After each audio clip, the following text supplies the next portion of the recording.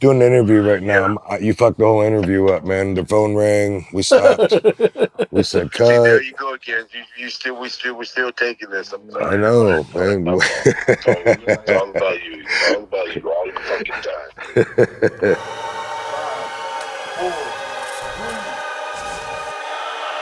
Yo, what it is, and we're back, and today I'm joined by one of a kind. He is Mr. Monday Night. He is Mr. Pay-Per-View. He is the whole fucking show. Indeed, I'm joined by a legend, WWE Hall of Famer, RVD, Rob Van Dam. Goddamn, woo, the secondhand smoke is making me feel a little high, brother. How you feeling today? Van Dam, goddamn, all that. All that. It's all good, dude. Fantastic, as a matter of fact. Let me ask you a question, man. Look, I just said you're one of a kind. Growing up, you know, like I mentioned to you off camera, easily one of my favorite pro wrestlers growing up, or as they call it now, sports entertainers, right? Superstars, you know, definitely someone that's been very influential to a lot of the new generation of guys. Did you know whenever you were jumping over turnbuckles and going from one side of the ring to the next side of the ring doing the Van Terminator that one day you would influence a generation of guys to aspire to be just like you?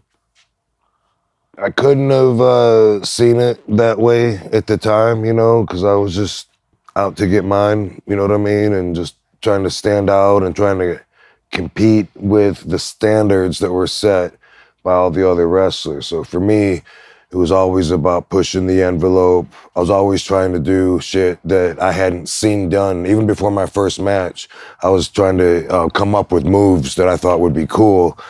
And yeah, now, you know, obviously I can see my influence on the whole generation, but I also see a lot of shit that's lacking because the new school doesn't have the old school foundation. I was trained by one of the, you know, OGest motherfuckers ever, the original Sheik. And so, like, what he put in my mind, and Sabu, the three of us, Sabu, Sheik, and myself, are all very original. We're all different from each other.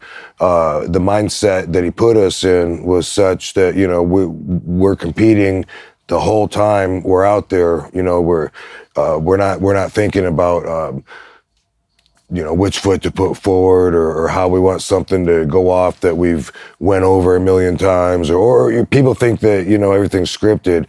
Over 30 years, I've never been given a script, you know, and followed it. And so it's like, now it's weird where it's like the fans think they know how everything works because the curtain's been jerked open and you know, secrets are spilled out, but it's still not at all how the people think, the way that they understand it. We don't talk to each other the way they do in movies, you know, and TV shows and stuff. It's still different, but there's some kind of weird hybrid right now that makes it all different. So take my moves, but don't take the psychology or the mindset or protect the integrity that used to be what wrestling was all about, because now it's different. Now it's, you know, it's easier for fans to get into the business now. It used to be a closed door society.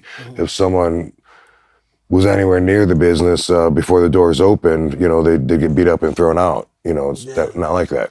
Well, you know, I think the thing that made your run special, and I was telling you this, is that your shit just felt real. It felt authentic. It didn't feel forced.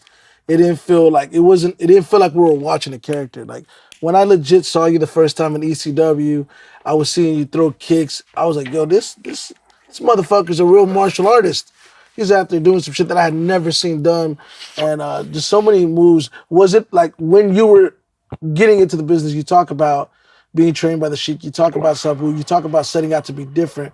Was that something that you just saw avoiding, like, yo, man, like nobody's doing this, like the style that you had been, like the style that you eventually grew to have? It didn't take a lot of effort to try to be different. Just by being myself, I'm unique and I'm different. And so it was just organic and natural, doing everything the way I wanted to do. it would have been forcive to try to make me conform like everybody else. That's in and outside of the ring. That's like everywhere in my life, I feel, and it carries over with my move set or with my style. You know, I didn't really know what my style was until people started pointing out how unique and fresh and different my wrestling was, and I'm like, oh, I guess that's my style. Absolutely. Well, you know, and I think one of the reasons I gravitated towards you as well is because growing up, Jean-Claude Van Damme was one of my favorite action stars. I don't know how many times I've seen Bloodsport, probably more times than I can count. Me too. You got the name Rob Van Dam. Obviously, you got coined that name. Who that named you? Ron Slinker, promoter from Tampa, Florida in 1991, like right at my 21st birthday, maybe a week before. And at that time, I'd been wrestling a couple of years, and I was taught that you need experience. Get as much ring time as you can. Get yourself booked anywhere. It doesn't matter what they're doing with you, what they call you. So I wrestled, you know, different forms of my shoot last name, Rod Zat. I was Polish Prince, which I didn't really like, but I was like, hey, El Snow. Robbie V. Well, that was after the Van Damme. That's what the V was for. But prior to that, though, you know, I was an international patriot. I was a flying tiger. Didn't matter. Rob Van Damme was just another name to me. But obviously, it had more weight. It stuck. It stuck. Well, there was a resemblance between you and Jean-Claude, and I think the reason I asked this now is because I don't know if anybody's ever asked you. There was at least there was a belief. You know, you're coming up the ranks, and people are seeing you for the first time. Like, yo, is he related to Van Damme? Are they brothers? What's going on here? Have you ever met Jean-Claude? Has his team ever reached out to you for, like, hey, you know, like any of that? Yes, I met him. No, his team hasn't reached out to me. First, I did a signing when I first moved to LA, so this is like 90, I don't know, I think 95-ish. Anyway, somewhere between there and 2000, but I was at the Shrine Auditorium doing an autograph signing, and he was like a big guest that was coming into this sci-fi convention, little comic book convention. I'm signing from noon to 2, and then he's going to be up on stage 3 to 5 or something. I don't know. So after my signing, I'm walking around looking at action figures and stuff because that was cool. And then I saw that he was on stage and there was a big line of people. So he's answering questions to the crowd. I'll get in line. I'll go up and get a picture with him. You know, that'd be cool. Yeah. Fucking fans like to see that. The fans started getting excited because they saw me in line. They'd already gotten my autograph a couple hours earlier, and they ended up pushing me up towards the front of the line. Oh, shit. Right? So they put me like, you know, right in front, and his manager was, I don't know, they looked really nervous. You know, his manager was like kind of like scrambling. We're going to end this pretty soon. He's answering a question. He's like, I'm very lucky to have had a father that was, and he's like, he said something, you know, and something happened. He looked at me and I got this really weird look. And then they said, okay, no more fucking, this is the last picture, no more pictures. And then the fans started going, no, one more. And he's trying to answer this question, and they started chanting RVD while he's talking. Oh, this is hilarious. That was my one experience way back then. And then, you know, boom, line dispersed, get out of here. That was it. Like the whole thing ended, and I was like, wow, that was really weird. My manager said, I'm going to go talk to his guy and just ask if we can get a promo shot together. And then he came back and he said, his manager said he's not going to do it. Why would he do something that's going to help Rob's career and do nothing for him? But I don't know. That was my manager saying that his manager said that. So I'm not like throwing shade, and, you know, I have no idea if he even whatever. But many years later, in fact, just maybe like 4 years ago or so, I saw him at Gold's Gym in Venice, and it was just a quick, you know, hello. But he acted like he didn't know who I was, you know what I mean? I just, hey, yeah, nice to meet you. He was cool. He was just, hey, nice to meet you. And then, you know, he was just working out, and boom, only 2 times. I was always curious, man, because I feel like, especially whenever you went to WWE, you became a superstar. Like you legitimately broke out, and you did it on your terms, which is one of the best feelings. I think it's very validating. I'm sure. Just recently got inducted into the Hall of Fame. Yeah. By the way, congratulations Thank on you. that. Thank That you. well deserved. You did this on your terms, never compromised. But you became a superstar. You're all over fucking TV every week. Action figures and shit. So you look at your run, very successful run in the business. You're still in the business, obviously, but when we talk about that time in WWE, you don't strike me as someone that looks back and has regrets. But do you ever look back at your career and go, man, I could have done more if I would have played the. I don't know if it's the politics per se, because Well, I don't want to jerk the curtain back because I I don't know know where that you're shit. going. Yeah, I know. I know exactly where you're going because the thought does go through my mind. Sometimes I think, wow, because now I'm older, wiser. I have a bigger picture to look at when you're looking at life. And when I look at it, the whole big picture now, sometimes I do think, if I would have just, built a bigger bond, between me and Vince, or if I would have whatever. But I don't really think too much about hypotheticals because it's kind of just like wasted energy. Absolutely. So it's just a quick little passing thought that goes through our mind, and then I always come back to, but then I wouldn't be me. That's true. Oh. You've been a huge advocate for the smoke. Speak on that a little bit. I Dude, know. so I'm here at WrestleCon this all week, right? Doing autograph signings. I've had so many people come up to me and tell me that they found cannabis because of my endorsement, or their parents, have cancer and they never would have tried it because of all the bullshit that's put in everybody's heads. And then, RVD was saying something, they thought they'd try it, whether it's the marijuana or one of the CBD products, both, same thing. People tell me like it's helped them so much and they're thanking me for my efforts in advocating. It's like, man, that really hits me in the heart. You know what I mean? Because I used to, back in early ECW, people would be smoking cigarettes, pot shaming me. And I'm like, you have it backwards, man. You don't understand. Like, marijuana isn't even toxic. It's never, ever, ever killed anybody as a direct result. You can't overdose from it. You couldn't smoke enough.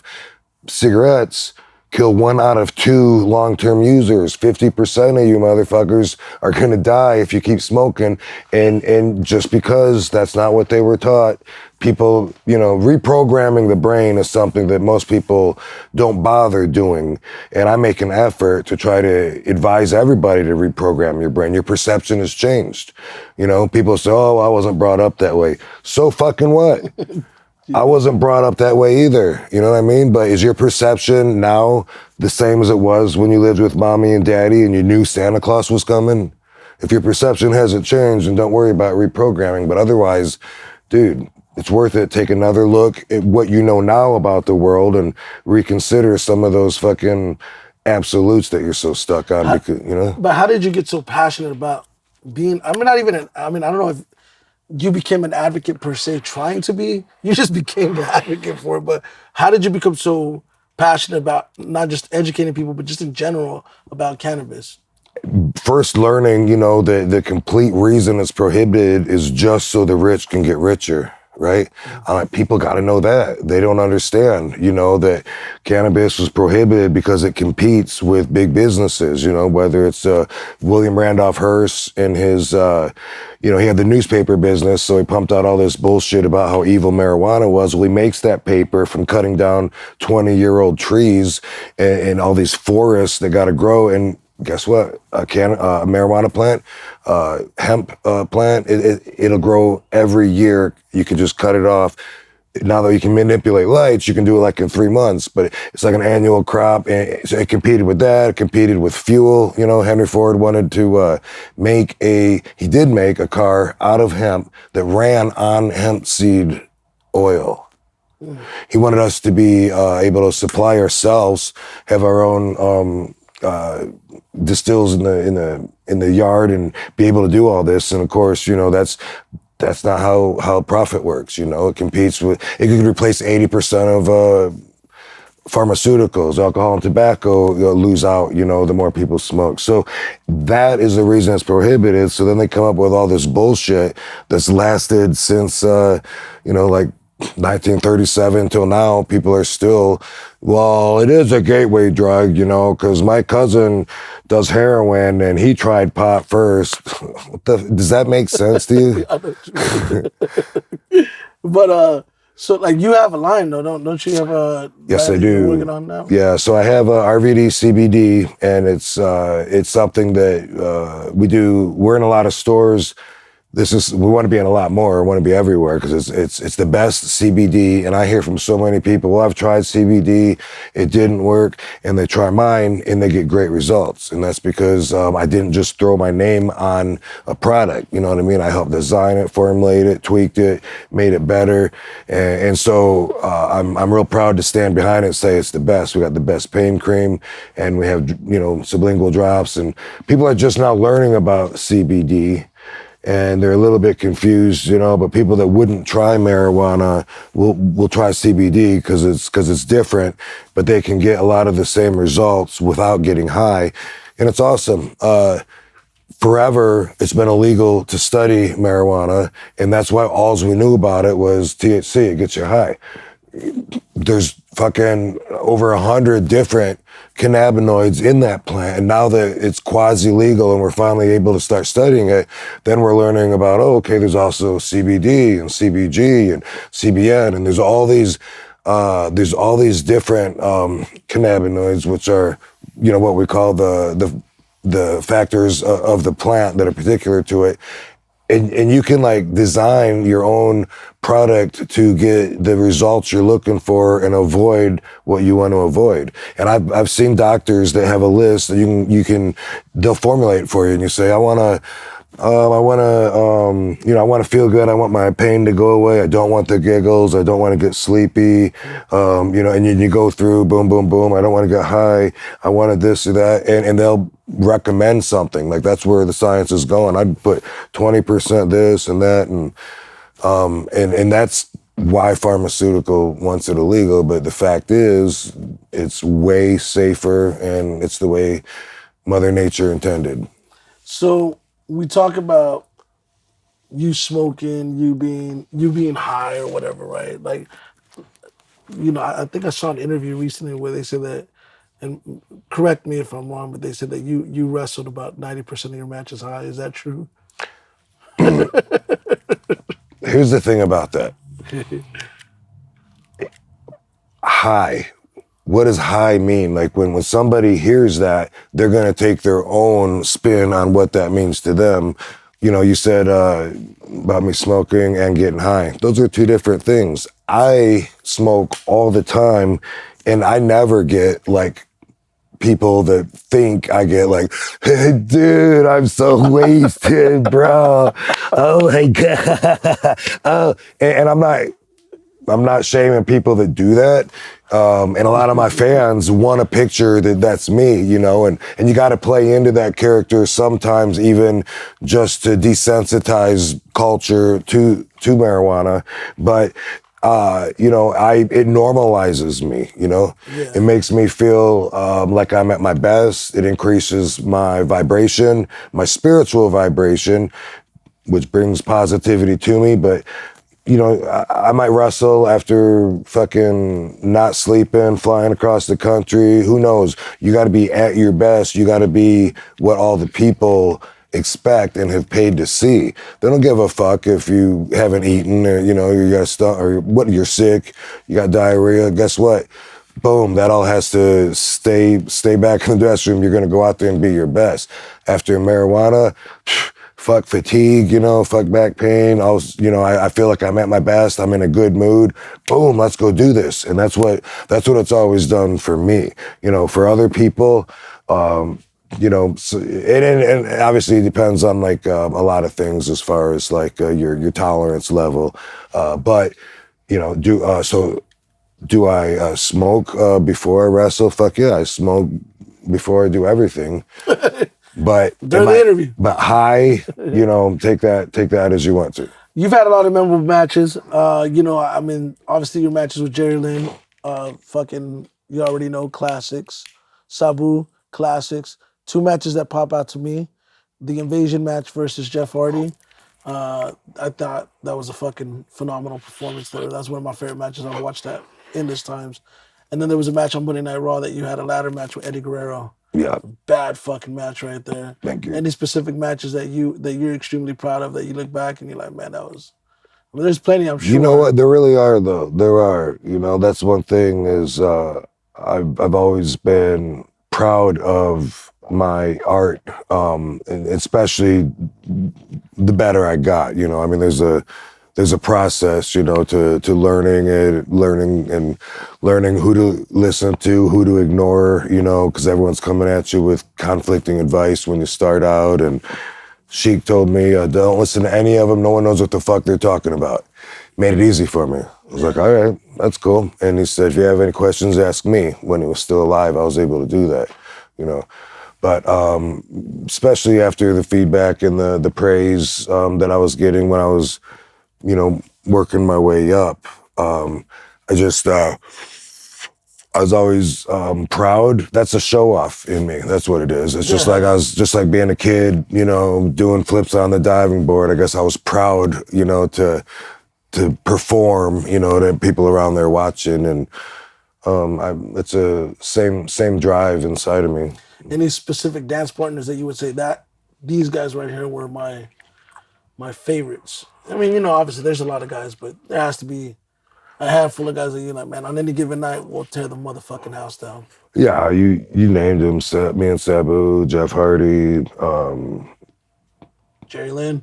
for sure, Jerry Lynn. That's one of those matches where if someone's not a wrestling fan, you know, you can put that in and just say, watch RVD and Jerry Lynn, and quite likely turn him into a fan. You know, those were the most competitive as far as we brought that out of each other, you know, and like always, every time we wrestled, we'd go like one step further. And I'd remember the way that he countered this move I did last time. So this time I'm going to try and fake him out and do this move. Damn, he countered that one too, you know? And it was something that just kept growing. And it was just chemistry. Like we weren't even like friends or anything before we started wrestling. Oh, so that's crazy. Yeah, that was crazy chemistry. Let me ask you something. How the hell did you come up with the thumbs? Okay, you like this story. Yeah. I didn't know that I was creating a taunt, as they call it now from the video games, right? Yeah. I didn't know that was specially me until the fans started doing it back to me one time. I was like, oh my God, that's me. You know the movie Kickboxer? Yeah. I know exactly what the movie Kickboxer, yeah. Van Damme, ironically. Jean-Claude Van Damme has the scene where they do the side kicks, bam, bam, bam, bam, back and forth. You know, he's trying out in this underground fight or whatever. You know, bam, bam, bam, bam, kicks the shit out of the guy, and the promoters are up there, and he goes, "I want tongue pull," and I was like, man, that's cool. Like I could like be flexing without looking, because I didn't want to be like, look at my biceps, because I wasn't a muscle guy, but I wanted to flex my biceps without looking like it, and I just came up with that. And at first, I would just go, you know, I was a heel. They loved Sabu, 360 fucking leg drop, boom. What? You mean this guy right here, right? And it was just, that's what it was. And then you started doing that shit on cue. Yeah, eventually. Wow, man, Eventually it developed to that, yeah. Well, look, we'll conclude here, man. The name of the show. I want dog ball! I remember that scene. Yo, the name of the show is called Nothing Beats Experience. So I like to emphasize on experience. One thing I want to talk about in this specific episode with you is that we observe, like for me being an observant of talent, I always look at talent, I always go, okay, you know, there's certain people that fall short of their goals, and a lot of people don't always necessarily know why they fall short of their goals, right? And specifically, I think in pro wrestling, I've cited this many times. Vince McMahon is my biggest influence in regards to being a promoter, right? Really, I kind of model a lot of my business model based off of what I've learned from watching pro wrestling as a fan, right? And I think the thing that I wanted to ask you in specific, because you know that you hear the terms like, oh, you know, you got to work your ass off and reach for the brass ring, right? Whatever that may be, right? I wanted to get your opinion as to a lot of times people don't necessarily know why people fall short of that. Because, like, specifically in pro wrestling, they'll see wrestlers that have all the talent in the world, and they're like, man, that guy should get pushed to the moon and back. But there may be something internally that is holding that specific situation from happening, right? Whether it be attitude, whether it be the want, whether it be the real hunger to sacrifice to get to where you want to be. What would you give to somebody that's really going through the trenches right now, that's wanting to get to the quote unquote brass ring, whether it be in pro wrestling or in any field? And what does it take internally to get to that next step? Because I don't think a lot of people realize that this shit, just to achieve your goals in general, takes a lot out of you. What do you say to that? That is a loaded question. I can think of hitting that from like so many different angles. So I'll choose this perspective. First off, you want to be a superstar, you got to realize the chances are, 5 million to 1 that you're going to be a superstar in any field. That's what a superstar is, you know, someone that has everything to a level and degree that's above everybody else. So we were just talking about it felt real. I was the whole fucking show. It felt real to me. Can you imagine what kind of an ego that took to actually feel like, hey, I'm the whole fucking show? Even to get into wrestling, even to think I'm the best. All I got to do is get a chance to show what I got, man. It takes a kind of a big ego to do that. The way I see it, since I've grown my spirit and I've stepped out of that competitive mindset, I feel like I've grown so much since then. And I look at me like I was kind of an asshole. That's how my new self looks at my old self. I'm glad a lot of people didn't see me like that, but I feel like I've grown so much since then that I'm looking back at such a lesser me. And so people that I used to hate looking around the dressing room, just because I was not hate, but you know. They were threatened by you. And I felt like everyone, you know, we're all jockeying for the same position. And when Sabu brought me in, he'd be like, man, fuck those guys. They think they're good. They're the shit. So I'd be like, man, fuck those guys. Fuck those guys.